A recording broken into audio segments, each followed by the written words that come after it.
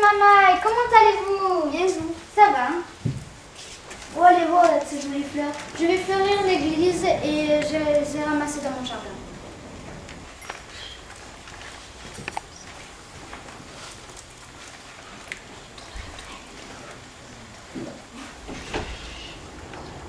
Hé, Foncé Maman, comment allez-vous? Et vous? Bien. Comment allez-vous? Ça va. Bien. Voulez-vous venir faire la veillée chez moi ce soir? Bien sûr. On racontera des histoires d'abord, on le verra, je vais plus. Non, mes enfants sont malades. Très bien. À ce soir. Au revoir. Au revoir.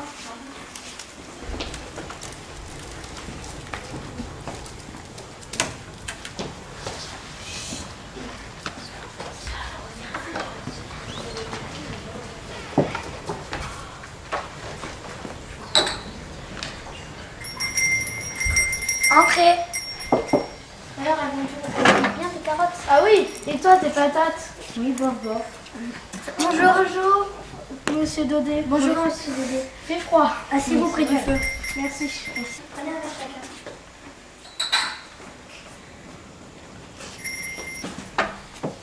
Bonjour.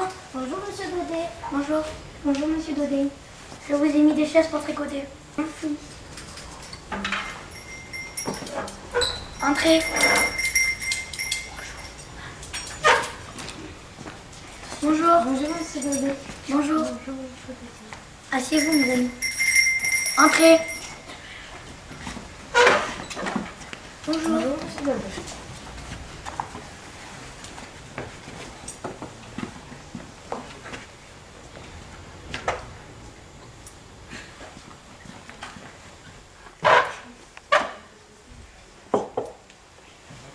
Je vais vous raconter un drame de village dont votre moulin a été témoin il y a 20 ans.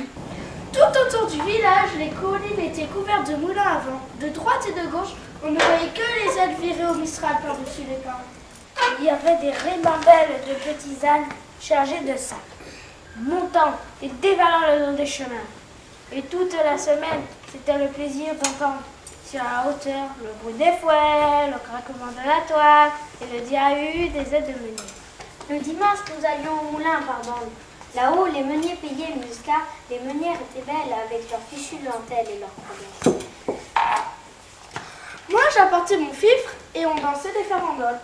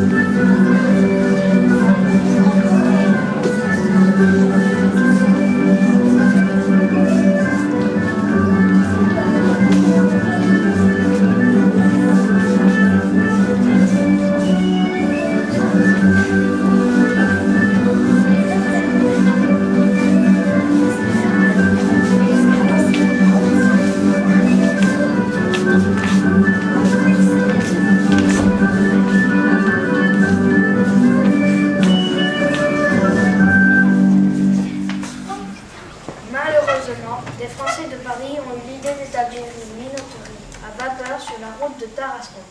Tout beau, tout nouveau, les gens ont pris l'habitude d'envoyer leur blé au minotier et les pauvres moulins à vent sont restés sans ouvrage. Ils ont essayé de lutter, mais la vapeur a été la plus forte.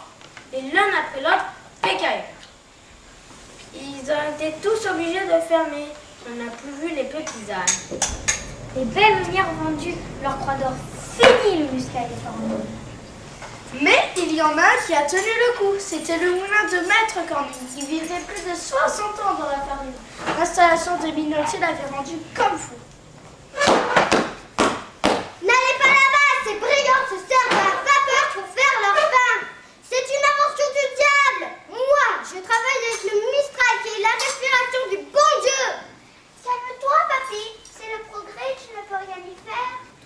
Je veux rester tout seul. Il est hors de question que j'abandonne mon moulin. Toi, tu iras gagner ta vie dans les fermes. Mais je n'ai plus que toi au monde, tu le sais bien. Je n'ai pas le choix. Je viendrai te voir tous les dimanches. Dans le pays, on pensait que Maître Cornille avait agi par avarice. Et cela ne lui faisait pas honneur. Lui, qui était si bien respecté, ressemblait à un bohémien. Il était pieds nus, son bonnet était troué et sa tailleule en lambeaux. À l'église, il ne venait plus s'asseoir avec tout et restait au fond avec les pauvres. Mais dans la vie de Maître Cornille, quelque chose n'était pas clair. Personne ne lui portait du blé et pourtant les ailes de son moulin viraient toujours. Et le soir, on le rencontrait même avec son âme. Notre linge a bien séché. Heureusement, avec le Mistral qu'il y avait. Bonne soirée, Maître Cornille. Ça va donc toujours la meunière? Toujours, mes enfants. Dieu merci, ce n'est pas l'ouvrage qui nous manque. Mais comment faites-vous pour avoir autant de travail? Brutus, je travaille pour l'exportation. Je ne comprends pas. Toutes les fois où je passe devant son moulin, la porte est toujours fermée. Les ailes tournent et le vieil âne broute. Il y a même un charmec qui se fait bronzer au soleil. Tout cela est bien mystérieux. Dans ce moulin, il doit y avoir plus de sacs d'écus que de sacs de farine. Un beau jour, je me suis aperçue que l'aîné de mes garçons était amoureux de la petite Vivette. Et donc, j'ai voulu aller en toucher deux mon grand-père. Est-ce que le vieux t'a ouvert sa porte? Fallait voir comme il était en colère. J'ai dû tout lui expliquer par le trou de la serrure. Retourne à ta flûte. Si tu es pressé de marier ton garçon, tu peux aller chercher des filles à la minoterie. Mais enfin, Maître Cornille, ouvre-moi la porte! Arrête, maman, elle marier ma petite fille, t'es fou, jamais! Pauvre Maître Cornille, mais que cache-t-il dans son moulin? Je vais vite annoncer cette mauvaise nouvelle aux enfants. Et quand les enfants sont arrivés, le moulin était fermé. Alors, ils ont eu l'idée de rentrer par la fenêtre, voir ce qu'il y avait dans ce fameux moulin. La chambre de la meule était vide. Pas un sac, pas un grain de blé. On ne sentait plus cette odeur de froment écrasé. En bas, il y avait 3 ou 4 sacs crevés qui coulaient des gravailles de la terre blanche. C'était là le secret de Maître Cornille. Il faisait semblant d'apporter du blé à son moulin, mais la meule tournait à vide. Pauvre de moi, mon secret a été découvert. Je n'ai plus qu'à mourir. Mon moulin est déshonoré.